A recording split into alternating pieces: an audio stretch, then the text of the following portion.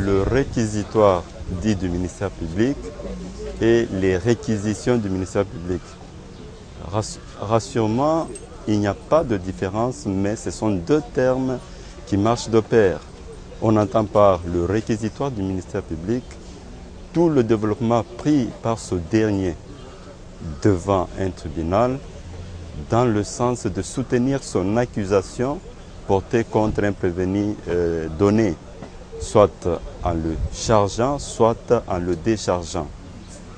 Et pour ce qui concerne des réquisitions du ministère public, donc un nom féminin pluriel, cela ne constitue que la seule demande formulée devant les juges pour demander au tribunal d'agir dans tel sens concernant le prévenu déféré devant le juge.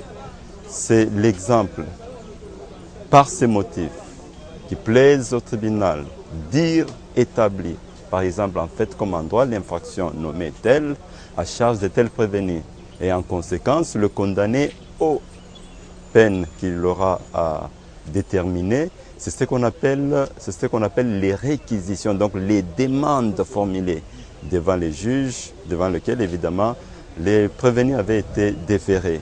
Mais le réquisitoire du ministère public ne reste que cet ensemble, ce développement fait par le ministère public qui consiste dans la présentation des faits ou des griefs portés contre le prévenu, le développement des éléments constitutifs de cette infraction et évidemment chuter sur ces conclusions qui sont dites les réquisitions du ministère public. En cela, et donc il n'y a pas de différence, mais il s'agit de des termes qui ne marchent que de pair, puisque l'on ne peut pas parler du réquisitoire du ministère public sans parler évidemment de ces réquisitions.